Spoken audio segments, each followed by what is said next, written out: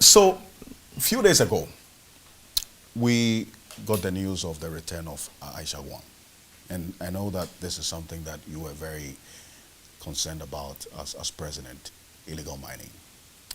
And how did this news of her return, in fact, the Immigration Service says they are still trying to gather data as to how she got in. They earlier said it was through illegal means. Government officials say through legal means with forged documents. What do you make of all this? Well, I think that it's being investigated, and it must be investigated because it borders on security. If it's easy for any foreigner to just penetrate,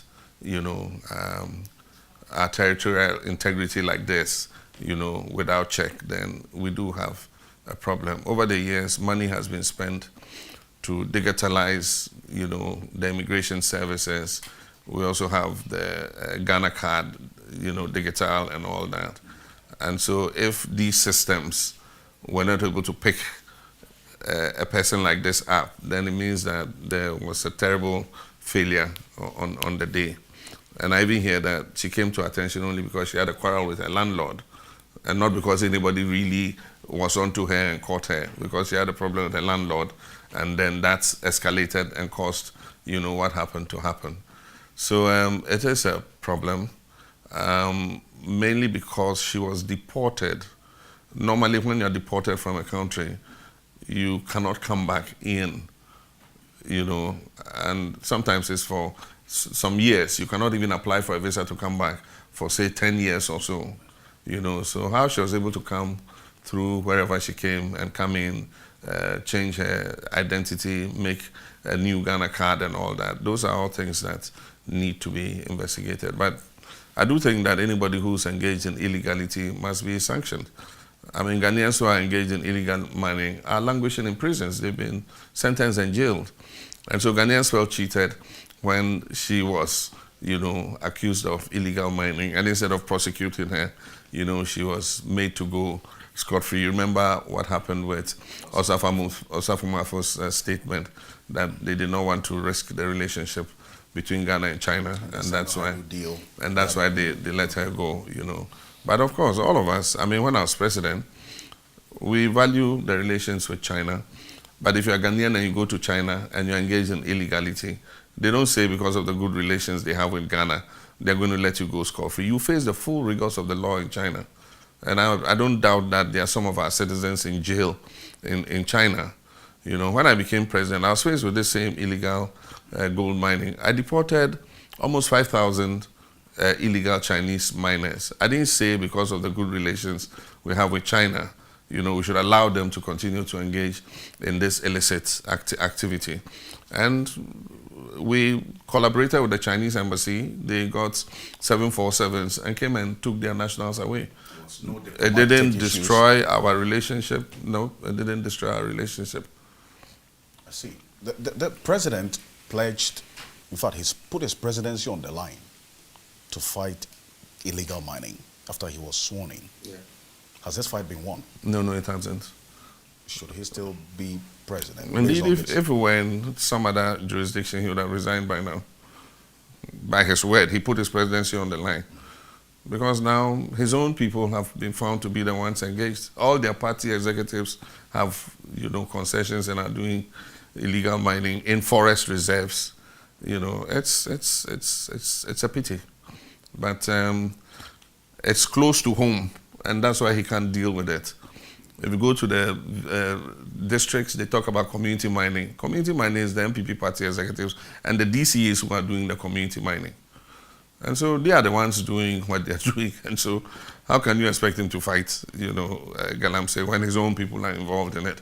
Yeah, the president lacks the political will to do this? He does. It makes very nice, verbiage when you talk about it and you express a will to do something well. Action speaks louder than words.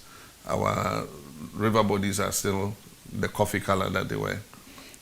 Maybe they were Milo before. They are looking like coffee now, getting darker. And they all know who are doing it. The champagne machines are there. It's not something that you can put in a handbag and walk and go and do it here. they put it there. And so how come you can't find the champagne machines, that are washing all that mud into the river bodies? So I think he's failed when it comes to illegal gold mining. The last time we had close to 838 champagnes found on the River Offing alone. Yeah. It's on Ankobra, it's on Offin, it's on Birim. I mean, just name any of the major water bodies. Mm-hmm. You have them there. But even the worst one is the forest reserves, because these river bodies take their catchment areas from the forest.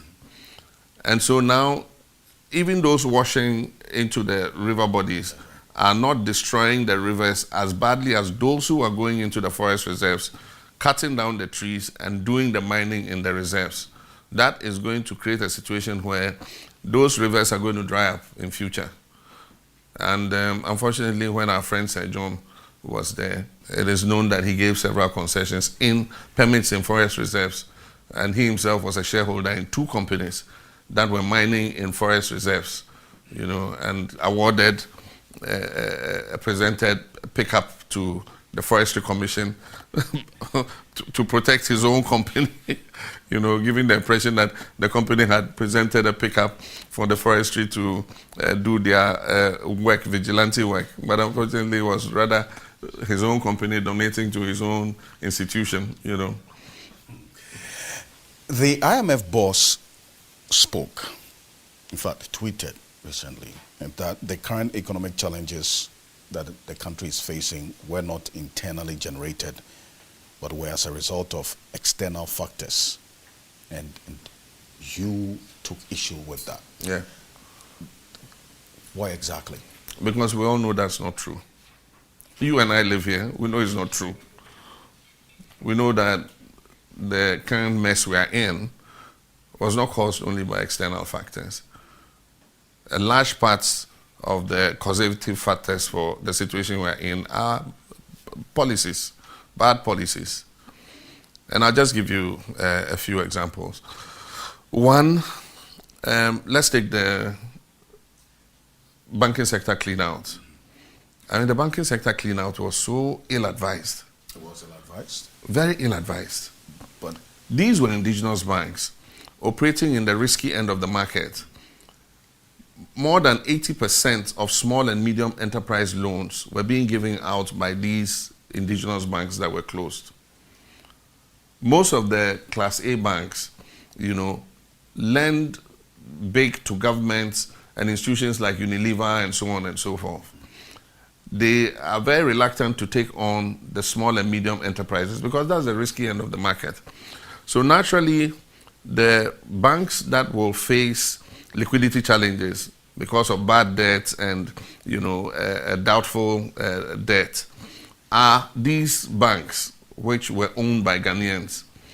And so you came into office and you said they should increase their capital reserve from 80 million to 400 million, and that if they don't do it by a certain date, you shut them down. Many of them struggled to be able to get it. Some were able to prove to you that they had gotten it. Despite all that, you just decided that, look, we're closing all of them down. Now, if even you wanted them to put up 400 million capital reserve, let's assume there were even 10 of them, and you said 400 times 10, that's 4 billion cedis. And so the Bank of Ghana had said, okay, look, I'm going to give you 4 billion cedis, all you these 10 banks, let's assume there were 10 banks. And I'm going to take 50% equity in your banks, and we're going to embed people in to make sure that you follow the right practices, to supervise, to make sure that you utilize this money properly, so that when you pay back, we will reverse your equity to you.